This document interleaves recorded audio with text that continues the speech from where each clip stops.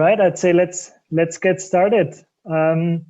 Thanks everyone for joining our webinar today. My name is Matthias. I'm an investment manager at Russmedia, and I'm really looking forward to our discussions today. Thanks for joining. With me here today are Luka and Nicola. Nicola is a managing partner at Russmedia Equity Partners, and Luka is the CEO of Erento and Campanda. Erento is one of our portfolio companies and is Europe's largest rental marketplace. They will give you a short intro about themselves right afterwards. And the topic of the webinar today is acquiring your competitors to accelerate growth. And we'll be using Erento's acquisition of Campanda in May 2020 as an example to illustrate this. For most of you entrepreneurs in this webinar, the regular day-to-day business already takes up a lot of your time and energy. And we just believe that it might be helpful for you to see how others have dealt with the process of acquiring a competitor while running your business full-time. So today, Luka and Nicola will answer the most common questions when it comes to acquiring a competitor, and also run you through the process of such an acquisition by giving practical examples and showing you some best practices along the way. As the acquisition of Campanda by Erento happened during the Corona pandemic, we will also address this topic and the challenges that came with that, as well as the opportunities as well. And just one more thing before we get started, we would really like to make this webinar interactive. So if you have any questions, feel free to answer those, to ask those questions right away, anytime, and we'll then discuss them. No need to wait until the end with your questions. All right, then let's get started. Maybe Nicola and Luka, could you please tell us a few words about what you do? Yeah, I keep it super short about myself because more interesting is probably the topic. First of all, thanks everyone for joining. I see a very interesting group of people here, and I can only emphasize Matthias's point. I'm sure Luka and I will be super happy to also have not only your questions, but actually discuss with you. Some of you, I think, have your own experiences in the M&A field. Super happy to discuss them. Yeah, my name is Nicola. I'm a managing partner at Russmedia Equity Partners. At Russmedia Equity Partners, we invest in small to medium-sized online companies, especially marketplaces and software as a service companies. And obviously, doing M&A deals, consolidating the market is kind of our daily business. And I'm super happy to share a couple of insights with you here.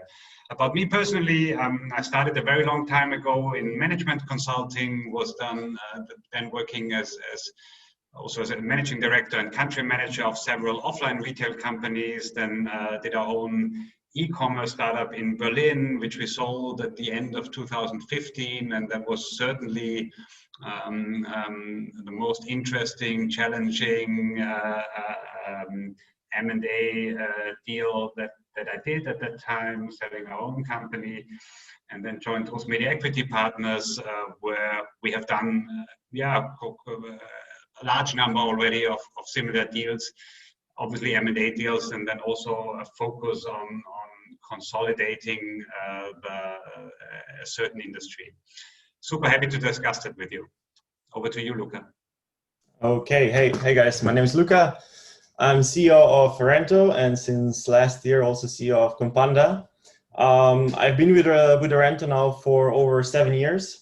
And maybe just for everyone, a short intro what Erento is. Erento is an online rental marketplace. Is a horizontal, means that we are covering all kind of verticals from motorhomes, cars, partying events, equipment for construction machinery.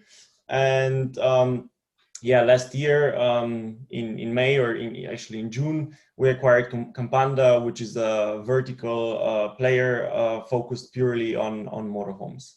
And yeah, I think very short about me. I think it's best that we jump into the discussion. Great. Thanks, guys. Before we dive into the transaction itself, I would really like to get the discussions going a bit by talking about the strategic rationale of buying a competitor. Nicola, what is actually the motivation for investors to look into bolt-on acquisitions for their portfolio companies? Yeah, Maybe I start off with saying what is kind of our sweet spot, what is the kind of company that we like to invest at Russmedia Equity Partners. So to sum it up in one sentence, maybe we like to invest in market leaders in niche markets, obviously always given our online software marketplace environment. But when we invest in a company, we also always look very closely, is this company a market leader, or at least has the potential to become the market leader very quickly? And then the second part is the niche market, because we think that's important to make it defensible and not very attractive for a new entry, for somebody to enter the market new and add up to the competition. So to sum it up, maybe in a sentence, we kind of look for big fishes in small ponds. Yeah? So the company should be, compared to the size of the pond it's swimming in, it should be a big fish. It doesn't necessarily mean that in absolute terms it has to be a huge fish, but it has to be bigger than its competitors. So a typical case would maybe that you have maybe 40% of the market share, 30% of the total market, somewhere in that in that sphere. And if you do that, then maybe your next competitor, and I'm making that up now as I go, but it's quite typical, maybe your next competitor has 20% of the market, and then you have a couple of other competitors that have maybe 10%. And what is very typical, if you are the market leader with 40% of the revenue, then usually you have 80% or more of the profits. And that's something we tell our portfolio companies sometimes, which even though they have been in this market for a very long time, they're sometimes not that aware that those competitors that keep annoying them are usually not very profitable. Because if you have 10% of the market and somebody else has 40, usually you're not very profitable. And that makes just, if you sum that up, that makes just for a very attractive M&A case, because it means you can buy your competitors that have a very low profitability, and whatever multiple you actually pay for them in absolute euro terms, it's gonna be a relatively small amount of money. So you can afford to roll up the market. And the reason you can afford to do it is exactly because your competitors are not very profitable and therefore willing to sell the companies usually at a lower price than you would expect. And then once you own the company, obviously you have all the typical potentials to save the costs, which is obviously in the personnel. You usually need only one platform, but it's only part of it, because also you stop competing against each other on Google, on Facebook, and all the performance marketing channels. So that drives down your marketing costs. And then if you have a bit of luck, you also gain a bit of power in your pricing negotiations with your customers, with your suppliers, and so on. So a very typical situation that maybe you have to pay 6, 7, 8x of EBITDA, but EBITDA was already very, very low. And then a company that maybe only achieved 200,000 in EBITDA, you can boost it to 1 million. Which means you increase EBITDA by a factor of 5, and then you can actually, in an ideal world, gain back the acquisition price in a very short period of time, maybe 2 years or 2.5 years. And that's the hypothetical rationale for pursuing those deals, yeah. And that's why it's something that we emphasize and that we kind of sell also to our portfolio companies. And I'm always saying that because our founders, a good founder usually wants to build organic growth, but then we come in and sometimes say, hey, maybe look at consolidating this market and boosting your profitability there. And obviously, Luka, I think, will tell us now the real life story. That's a bit theoretical and textbook-like. And in every deal you encounter difficulties, but that's the main rationale why we like market roll-ups.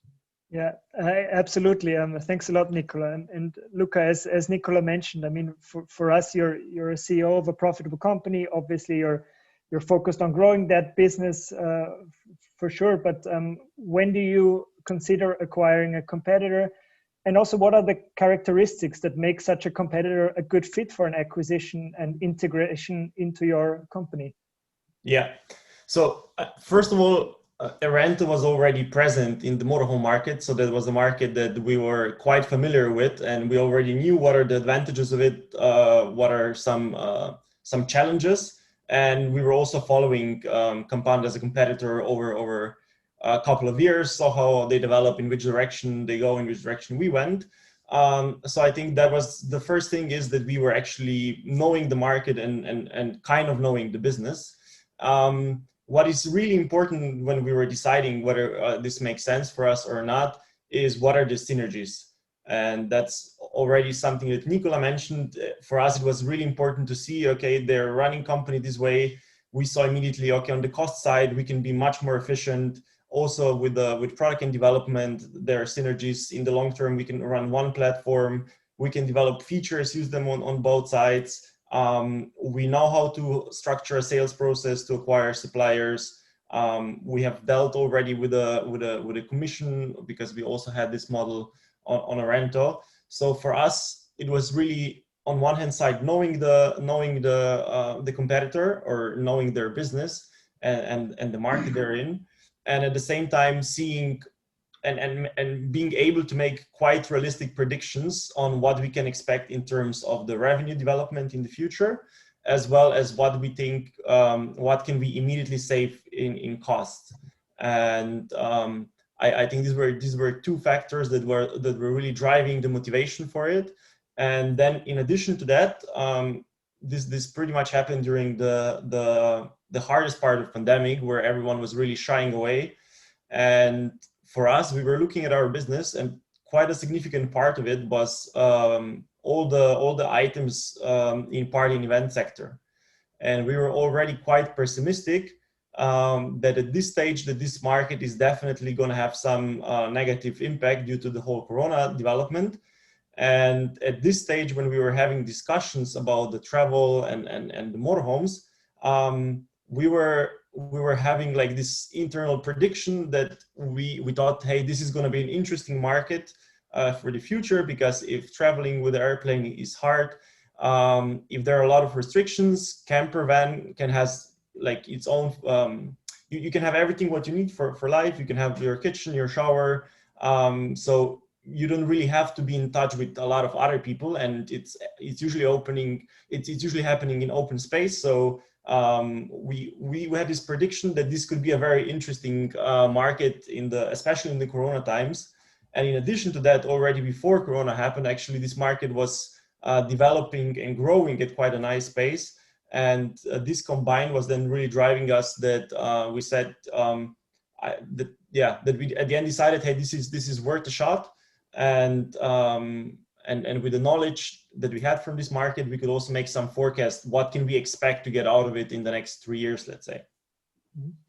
You mentioned that in the specific case of the Campanda acquisition, that you had some experience in that vertical, in the motorhome vertical, with your existing business Erento already. But you and your team, you've done a second bolt-on acquisition in the past as well, which was the acquisition of Rentsoft. Maybe just very briefly, could you explain the rationale behind that? Because that's, I think, a little bit of a different case. Yeah. So maybe just what Rentsoft is. Rentsoft is a rental ERP software. So let's say a mid-sized businesses can manage their inventory, their availability calendar, their invoices, and have like a dashboard to have an overview on their business. And yeah, this acquisition was a bit different because it started up as a partnership.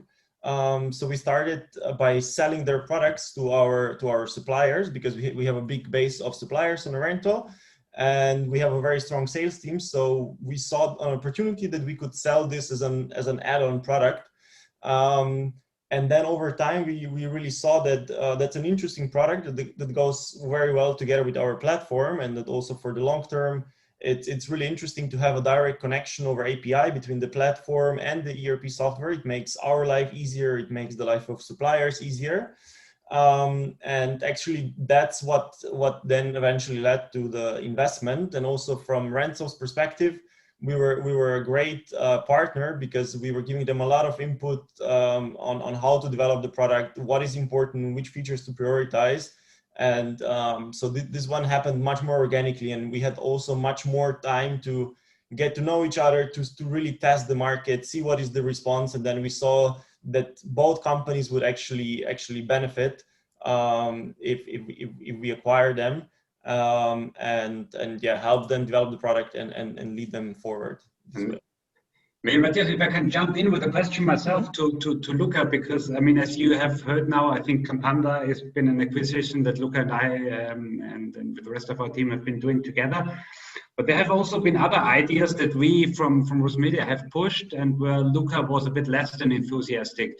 And I would just like, from his point of view, to see why do some deals make sense for you, and why do some deals not make so much sense? And I guess one question that always, Luka, in our discussion came up is, hey, if I buy a competitor and I have the same customers, and at this moment they're paying our fee and the fee of my competitor, and now I acquire my competitor, will my customer continue to pay 2 times? Or will he now only pay once? And look, from your business, where's the difference between a good acquisition and a bad acquisition here? Where can you keep the revenue up, or maybe increase it even? Yeah. And where do you lose half of your revenue because your customers don't pay anymore twice? Yeah, exactly. So from our perspective, we always love companies that are very inefficient on the cost side. Because then you very quickly, when you look at their cost side and you see, okay, they're running this company with the cost that are, and the team that is overblown, that's always not super easy, but it's very straightforward on how you can cut that and how you can merge certain processes, and you have an immediate benefit here. That's on one side. And then on the second side, we're always asking ourselves, yeah, if we have these 2 companies, are we going to keep both sides of the revenues? Or as Nicola said, do we then realize, hey, we acquired a company, but the customers that we acquire with, we already have. And in the past, we were looking at certain companies and they were either like too bootstrapped already, or they were having a product that is too similar to ours and not really adding that much. And we're here, for example, with Campanda, this was a very different product. This was a verticals. So the focus of the company, the marketing is very focused and very targeted. It had international presence, very different business model on Erento. We have most of the customers on a listing model. Here's the commission. So we get, we earn money with every transaction that happens on Campanda. And we saw that this is adding a lot of value to us, where maybe some other competitors that are too similar or are not adding new markets, new expertise, are not adding that much value. And then in those cases, we are not as enthusiastic about it. No, that's it's a good point that you made. I like that what you said at the beginning, that you're very enthusiastic about companies that are not very efficient cost-wise. So for me, that has been one of the biggest changes in perspective from being an entrepreneur, or being also before a manager, to mostly being an investor, especially when it comes to add-on acquisitions. Sometimes you're very happy to see a company that is not perfectly run. Because if everything is perfect, then as an investor, what can you improve upon? And if everything is perfect, then obviously the seller will want to be compensated for this perfect company. And then where's your add-on? Where's your value add? So I always have to smile about that a bit, but I really agree with Luka. Ideally, you want to have a company that has a very good business model that works, but is not super efficiently run, because then you have the potential to actually increase it. And I guess maybe, I mean, one thing that we are always discussing is this question: will you keep are you actually buying new customers, or are you just having the same customers and then lose half of your revenue? And I guess another important question, Luka, is really, can you really integrate the platform? Yeah. So because that's at the end where the big cost savings usually come from. Yeah. So can you put it on one platform, at least on one backend? And then really have the cost and efficiency savings that you kind of fantasize about before you buy it. Yeah? And here you have to be, or my impression is here you have to be super honest, because sometimes to yourself, because sometimes you're all excited about this opportunity and you paint a rosy picture, and then how do you actually do the integration? Yeah.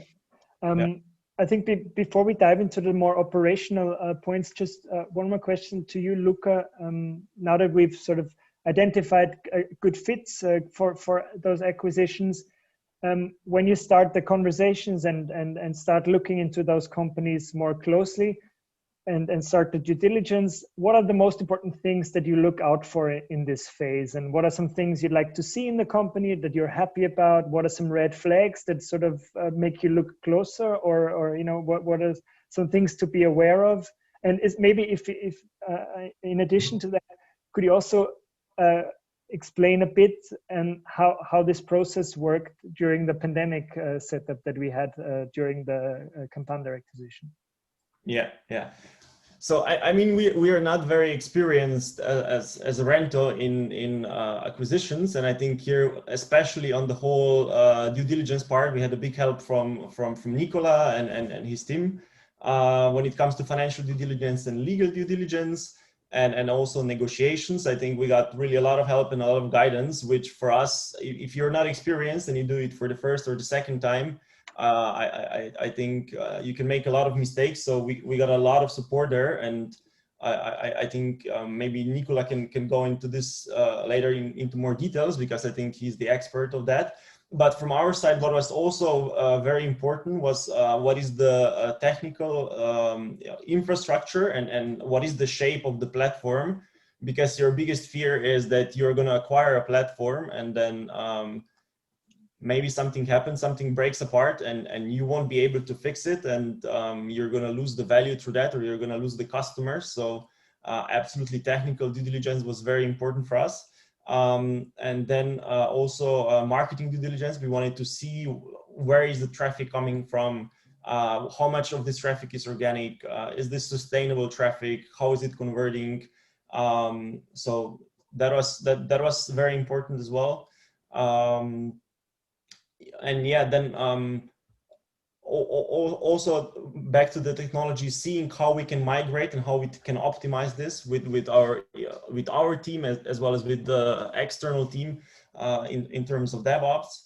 And then another big part, I think, is people. So who is going to be who are the people that you're going to take over, and how they're going to fit into your company, how they're going to fit into your company culture. Is it possible? Is it not possible? Are they willing to stay, or do they just want to leave because of all the changes and so on? And I think when we had all of this together, then we somehow formed a picture. I think it's also very, very interesting, because especially when it comes to the technical due diligence, at some point we were quite concerned that certain parts we didn't understand. They were done very differently to how we would have done them. So we had a big discussion, how big is the risk? Is the site going to hold up, or are things going to break apart? But yeah, with all this together, at the end, we painted some picture and then assessed how big each of those risks is, and then made a decision that it's worth it and makes sense. And yeah, as you mentioned, the whole deal was done during the lockdown. So I think we had one meeting in person at the old office of Campanda, and everything else was running pretty much over Zoom. I was actually surprised of how good it actually went in the end, because in normal times I would want to see them at least 10 times probably, or at least a couple of times, but not once. But I think it was quite time efficient, because usually you would waste time driving back and forth and going from one meeting to the other. And I think with Zoom, we were just jumping from one call to another call, and like we had the negotiation, jump back for 15 minutes, we're back in the call again. So these things can happen very, very quickly. I mean, it was a time that we spent, like, I don't know, almost 8 hours or even more a day in Zoom calls. But I think at the end, we managed to acquire them in quite a short time frame. I think it was even less than 2 months. It was like a month and something. Yeah, I think it actually, yeah, we were all surprised that it went this well over Zoom meetings, and that we had just one visit. But I must say that this one visit that we had in their office was quite important for us. So because you get a bit of a picture of what's behind, what was their company culture, how the office looked like. So also later on, when you have the new team in your office, you have certain things that you can relate to, and you understand how things were done there, and you also gain some insight. So this one visit in their office was definitely also very worth it for us. Luka, wasn't it even, I remember that because the whole negotiation was really done at the height of the first lockdown, which was taken much more seriously by people than the ones that we have now. I remember that. But if I may remember a funny anecdote. So yes, I agree, it worked really well online, and then you have, but there's still this small physical part where you actually have to visit. I remember you went to the offices and discovered like lots of laptops and stuff that you were not really aware of, which was actually quite of considerable value, something that you kind of miss in the data. So as we have many discussions nowadays, I think 95% works quite well online, but then the last 5% to have a physically checked, that doesn't hurt actually. Yeah, exactly. Sorry guys. How big was Campanda when you bought it? Big in terms of what, people? People and whatever you want to say. Yeah, so when we bought it, I think they had 20 something people. At the biggest that they were almost at 60 or 70 people. And also in terms of the money they raised before, this is all public data. I think they raised almost 20 millions from all various investors. They really were playing this growth case, this becoming a unicorn case, where growth is much more important to you than profitability, and that's what their focus was: just grow, and not really focusing on running things efficient and profitable. Nicola, Luka briefly mentioned the support that you and the Russmedia Equity Partners team gave Erento during that time. Could you talk a bit more about this? What kind of support was that, or how did you help them? Yeah, I'm seeing actually we have a couple of people actually who helped, like Chris, even in the call at the moment. I mean, first of all, the reason why we can help is not because we are somehow cleverer. We actually like to think that our portfolio CEOs are the cleverest people and better than us. But it's actually, I mean, it's like this old saying: when you need surgery, you don't necessarily want the best doctor. You want the one who's done the procedure very often, like every day, twice or so. And that's probably where we can help a bit. So I mean, just it's an M&A deal apart from strategic rationale is a lot of craftsmanship. So you have to, you have to work with the lawyers and the financial and tax advisors. And obviously that's not something that a portfolio CEO works with every day. So it's probably easier if we do that and faster and quicker. You don't have to negotiate every contract again and bargain with every supplier, because we already have done that before. We know what a good price is and what a good lawyer is. So I guess here that's just routine probably that helps. Maybe there's also one tactical aspect I'd like to highlight, which tends to help sometimes, and that's when you're very already far in the process and you have invested a lot of time and energy, and you really want to close the deal. Sometimes then what happens is that the opposite side raises the price, right? Because they feel that now you really want to make the deal, you really want to close it, and suddenly they have an idea. Oh, actually, we need something that we didn't talk about, and then I think it's quite difficult for the founder of a company to say no, because it's just hard and you want to get it done and you've invested so much in it. And here we have a bit of a strategic advantage, or a tactical advantage actually. And that is that we, as an investor, we are at any given moment, we are working on 5 or 6 deals, and we cannot do all of them. And therefore, we are a bit more relaxed, I guess, and can say, okay, if this deal doesn't work, then we do another one. And that just helps, I guess, in negotiations. So that's maybe just a bit of an advantage that we have we just have a different perspective. So it's I always say the best things that help. What helps you most in a negotiation is having 4 or 5 or 6 alternative deals, and you being aware that you cannot do all of them, so you only can choose the best one. And that's maybe a technical thing that we can add to the whole story. Yeah. As we have a lot of entrepreneurs in this group today, let's switch gears a little bit and talk a bit more about the operations and basically once the deal is done, what happens next. Luka, do you want to give us some insights on like what goes on once the deal has been signed? How do you integrate this new company? Integrate the people that you've taken over? How do you merge the teams? How did this work out with Campanda during the pandemic, which you've mentioned a bit already? When everyone is working remotely, who stays, etc. And yeah, how do you avoid people abandoning the ship in this very tough times of change? Yeah. So what happens next once the deal is signed? So first of all, when we were signing the deal, I think it was also very interesting because this meeting was lasting forever. I think, I don't know, 8, 9, or I don't know how many hours. There were some complications with permissions, who can sign it and so on. So this was also quite a journey.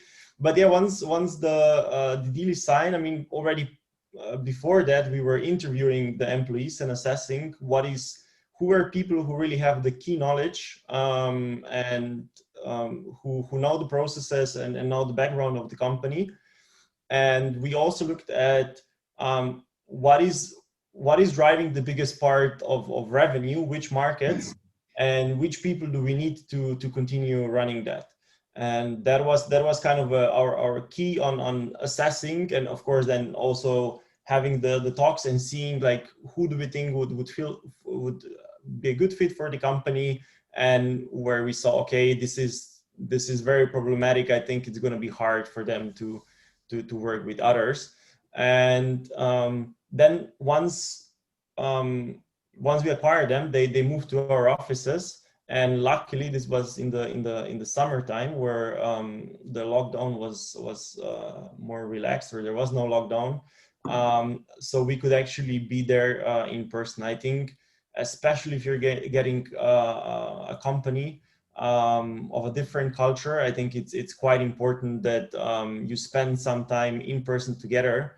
And we put a lot of effort on like organizing even like small team events, like going out for lunch together, having some beers or having some barbecues together, so that people really feel involved. And we had a task force with the management team that we were proactively really making sure that everyone feels involved, and that we are not saying us and them, but that this is really one team, and that they're also regarded as one team, and had a lot of one-on-one meetings with the new team or individually to discuss if they're happy, if that's everything what they expected, if they have any concerns, if they would like to change something. And in most of the cases, this worked really, really well. So most of the team stayed, but of course there were some people that we misjudged, and they left quite early on. So that's maybe one part. The other part, what we started doing is we put our pretty much whole tech team from Erento on Campanda, because we had this concern that maybe the platform is not in the greatest shape, and we really wanted to learn more about it and make sure that we control it, and that we can also improve things and processes that we thought are really key.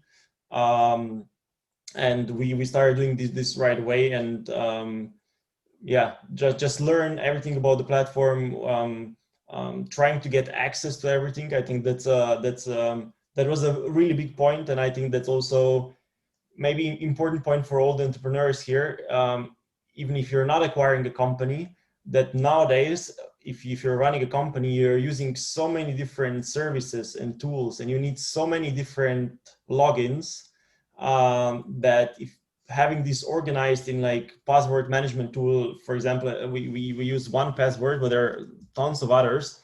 I think that's really a key. So this was really one of the big struggles at the beginning. So we got the list with the passwords and access points, but actually for the next 2 months, we were fighting with getting access to all the parts of the company that we needed. So I think the worst was actually accounting, because we didn't have a proper access to accounting, I think, for almost 2 months. And for me, coming from the finance background, that was driving me really, really crazy, that you don't have the full control over that, and that you have to wait and have some proxies and that. And yeah, I think these were the main things. And then also with the management team, we took some time. We really evaluate, like, what do we believe, how can we bring the most value out of it, what are the projects that we should do first. Talk with all the new employees about the manual steps. I think this is also a super important part where you acquire a company. There are always these manual processes or unofficial processes that are running, and they're not documented, they're not done in a tool, and sometimes they can have a really big impact. So also getting to know how this works and does this work well or not was really important. And then another big point was, since it was a lot of cancellations were happening because of Corona and the restrictions and uncertainty, and because in some cases people couldn't travel. What was also really important for us is to establish processes in support, and having clear terms on what we will do, and draw a line on what things we will not refund and what we're not, for example, responsible for. Yeah, I think that was also quite a big part that we had to handle. And also in the time where Campanda was being in the process of selling the company, they didn't work they didn't manage the whole customer support really well. So we had to really do a lot of tickets, a lot of emails to answer all the backlog that piled up over the last 3-4 months, to regain trust and reputation and so on. So we invested a lot of effort into that. Look, I remember that time very well. It's maybe allow me a follow-up question on that, because as you said, kind of, I mean, one thing is acquiring the company and signing at the notary, and then the next day you have to actually do the work, and it's kind of, how do you get the password, and how do you get the key to the office, and where's the documentation? And that's kind of funny, and especially it's interesting in a situation like, I mean, you kind of alluded a bit to it. I think at the end, Campanda was a company that was at one moment aiming to become a unicorn, and then it didn't work out that way exactly. And then when the company was sold, obviously many people lost their ESOP shares, or at least they were not very valuable anymore. Some people lost their jobs, some people left themselves. It's not an easy, it was not an easy situation. And how do you do that actually? How you make sure you have all the passwords, and how do you make sure that people are not somewhere in the Caribbean and not accessible anymore? Yeah, it's just little things, but I remember that time quite vividly. Yeah, so.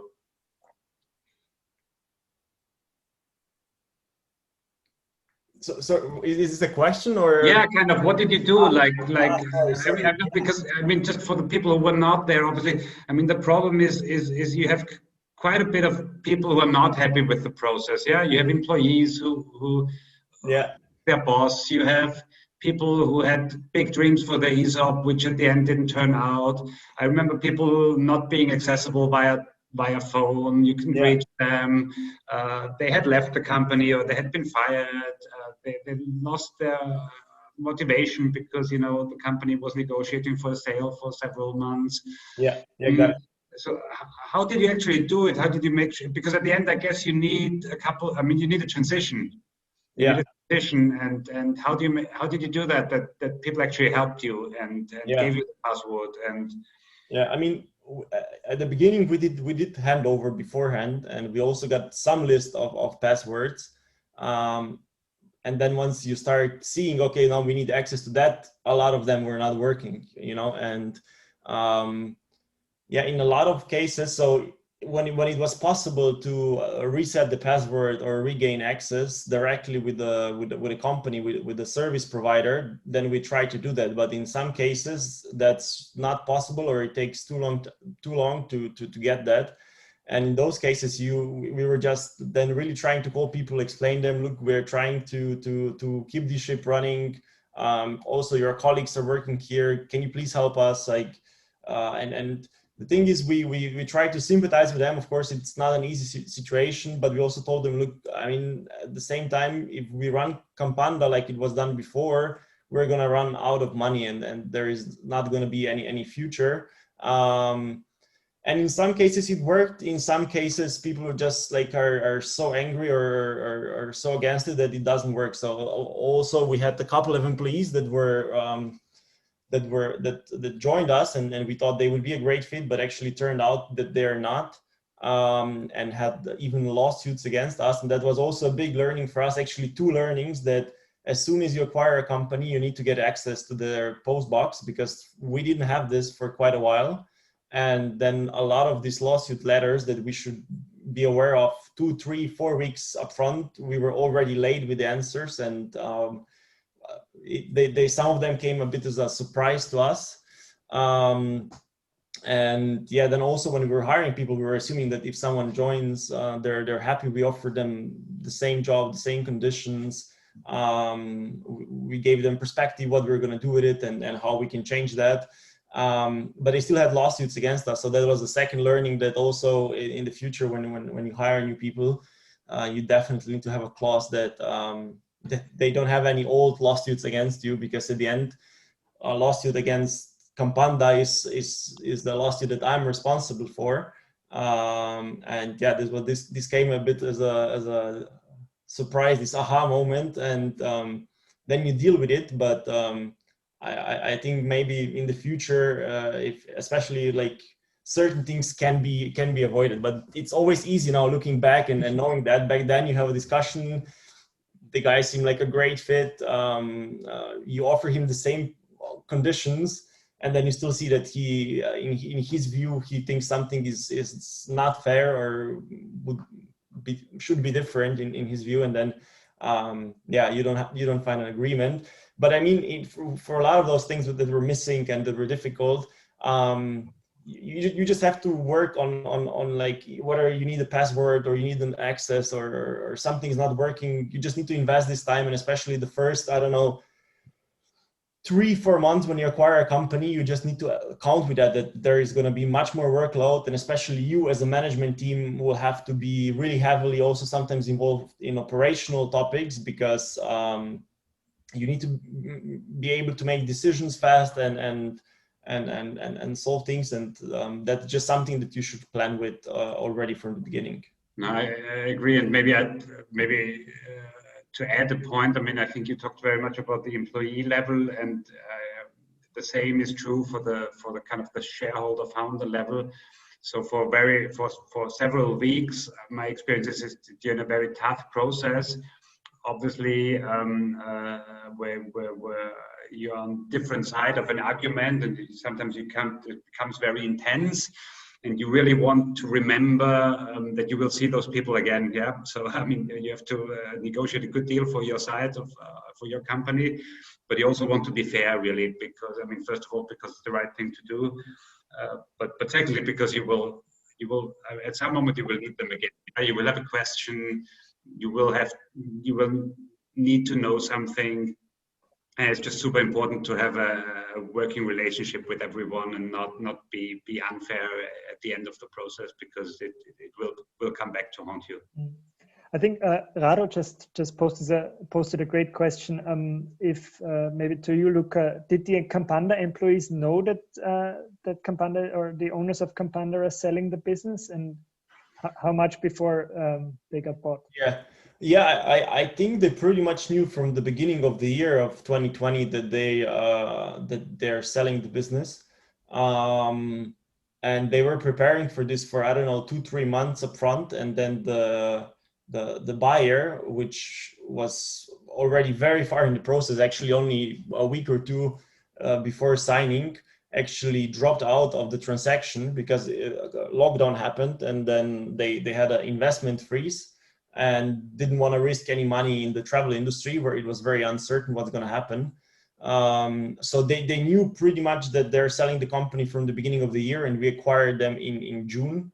And I can also understand that it's a very draining situation where you don't know what's going to happen, and are you going to find the buyer or not? And they were preparing for the for the first transaction for, I don't know, 3-4 months, and then didn't go through, and they were not sure if the second one is maybe happens the same, you know, that in the last stages of negotiation, something doesn't go well and the transaction doesn't happen. So that for sure also had quite an impact on the whole team morale. Yeah. Great. Sabine also posted a great question, but before we get to that question, maybe just one more thing that I'd like to dive a bit deeper on. Luka, you mentioned the difficulties or the challenges that came with integrating the technology, and basically what do you do after you've done the deal, and how do you merge technology operations, and how did you achieve that? Because on the one hand you have your existing IT and tech team working on a lot of stuff themselves, and now suddenly they have to handle a second platform as well. How did you manage that? Yeah, so from a technical side, our CTO was involved in the whole process from the beginning on, so that he was kind of already knowing what to expect with the new platform and what kind of architecture there is, what kind of technologies we need. Also, in parallel, we pretty much started then hiring. We hired 2 additional developers in Slovenia, because we knew, okay, with the existing team, we won't be able to manage everything. So we need more resources. And they also already, a big part of their development team was gone. So we knew we needed some additional resources there. And then also on the whole DevOps side, we had a big support from the R team. R team is a Russmedia team, which helps you with all kind of DevOps operations. And they, together with our CTO Conrad, they prepared a plan on how we're going to migrate things to have a cloud infrastructure that is much cheaper. And we already have quite a significant cost saving. That's something we did at Erento in the past. So we migrated to Google Cloud and have a very lean setup, and pretty much every developer knows how to restart something if there is an issue. And we are in the process of moving Campanda to the same infrastructure. So yeah, I mean, these things take time, but with right people and with right support, it's absolutely doable. And in the long term, any improvement that you make, it adds to stability and it saves you costs. So there is a lot of value in doing that. Mm-hmm. Thanks. Let's move a bit to there have been some questions in the chat. I'll read them out. The first one was from Sabine. And what were the top 3 reasons why you decided to buy Campanda? Yeah, the top 2 reasons were that we knew the market, we knew the camper market because we had it on Erento and followed it for a long time.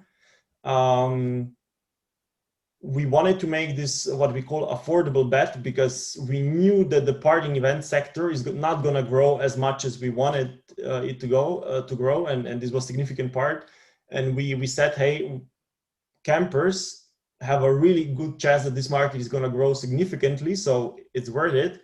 And then I think the third point was that we saw, when we looked at the P&L, we saw, okay, a good part of revenue is very sustainable part, and a lot of traffic is organic traffic. So the site has a very strong traffic standing. At the same time, we saw that the cost part of the P&L can be optimized a lot, and that we have a lot of synergies. And because of that, we decided that it's worth a shot. Yeah, maybe to give kind of, I'd like to add the kind of the cold-blooded answer of the investor, because Luka gave you, I think, the flavor with more content. And the way we look at it, and because the topic today is kind of this add-on acquisition, this market consolidation. And there it comes down to a really very, very simple question, I think. Can you keep the revenue while reducing the costs? Yeah. And it's really, it sounds very simple, and in a way it is. It's kind of, the whole rationale for this kind of acquisitions is that, hey, I have an existing team and I can run this business with a fraction of the cost, because I already have the infrastructure, I already have the people. And then it comes down to, can I keep at least most of the revenue? Ideally, I can even grow it because I do it better. But it's enough if I can keep 80% of the revenue, if I can do it with 15% of the cost. So it's kind of the kind of very cold way we tend to look at it, and why we like it so much, coming back to the beginning of the discussion. Yeah? I think you mentioned a good topic that sort of segues directly into the next questions from the audience from Uwe, addressed to you, Luka. Not sure if you can talk about this. If Campanda was profitable or about to break even when you started the negotiations? No, they were actually very far away from even break even. So yeah, they were, as said, their company setup and their strategy was very much unicorn growth case. So grow at any cost kind of mentality. And yeah, they were losing a very significant amounts of money. And yeah, we restructured it, and we're actually very close at being profitable now. So especially with this season now that is beginning to really pick up and start, I think by the end of the year we're going to be profitable.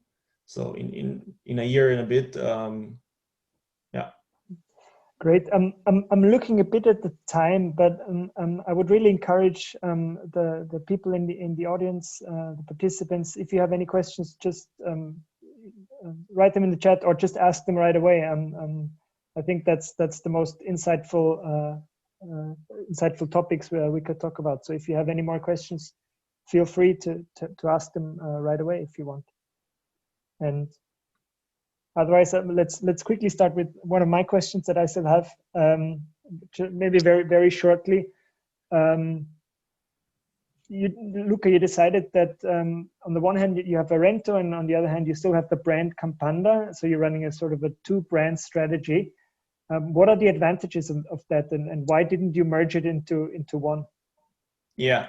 So on one hand side, we decided we want to keep two brands because as Campanda was a VC growth case company, they invested really a lot of money into building a brand, building the reputation, building the whole SEO. And by merging that under maybe a Erento umbrella, we would lose part of the money that was actually invested in the brand and in the company and SEO. So on one hand side, we wanted to keep these two. At the same time, we are running two different business models. So with Erento, we have a listing fee, where with Campanda there's a commission transaction-based fee. So we're also having a different positioning. So certain suppliers prefer to have a fixed cost and have a listing model, where some others really prefer the performance-based commission model. And with this way, I think we have a nice way of covering both sides of the market, and combined with the whole traffic and branding benefits that it has, we decided that it's actually better to keep two different brands. Thank you. And another question that we have is, were the Erento operations affected by this very labor-intensive onboarding process of integrating Campanda? Or I mean, yeah, of course there is an impact, and you as I said, I think you need to count for the next 3-4 months that the whole team, and especially management, will need to really make up for this and dedicate more time to make sure everything is running and everything is integrated. The thing is that with Erento, the Erento is quite optimized,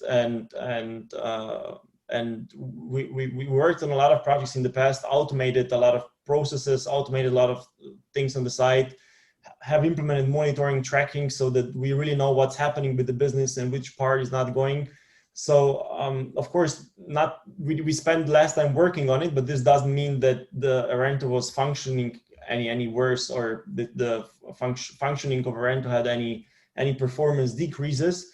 But especially when it comes to product and development and then like, I don't know, the process structuring, we invested much more time at Campanda, simply because certain things there were not in place, or they had to be rebuilt or built in a way that it fits together with Erento. So yeah. Thanks. He promised me there would be no negative effect at all. I'm hearing that for the first time now. Great. Let's have 2 more questions from the audience, and maybe try to keep the answers short, respecting everyone's time. Maybe first one to you, Nicola. You said cutting 50% of the costs. Was this regarding staff or IT costs or any other operational points? Yeah, I mean, maybe answering in a more general way. Obviously, in every company, you have to analyze that differently. Yeah, and where the cost savings can come from is, I mean, a couple of default settings that you almost always have, and then there are a couple that are specific to each company.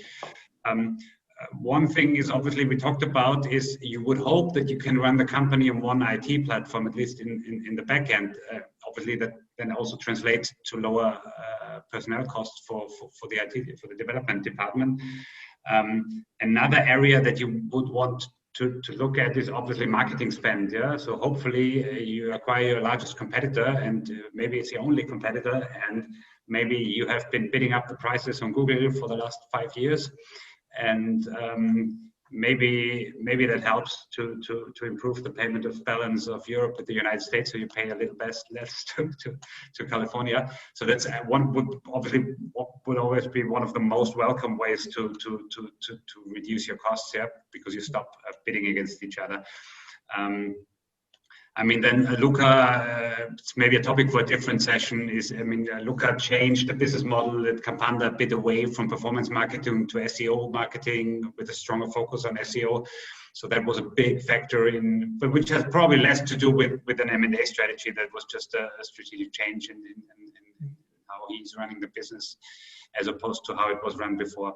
And I mean, last but not least, tough to say, but obviously, I mean, for relatively small companies, the savings that you have in top management is also relevant usually, yeah, because I mean, you would hope to have only one CEO of the company, one CFO of the company, and so on. And thanks a lot. So I think before we conclude the session, let's take one more question from Roland.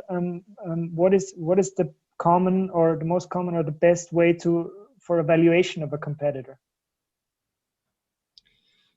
Yeah, I think we touched on many of the points, with the danger of repeating myself, but I mean, we're evaluating them in a very specific way, in the way, does it make sense to integrate both companies? And I guess you would want to go through many of the steps that we've already touched upon today.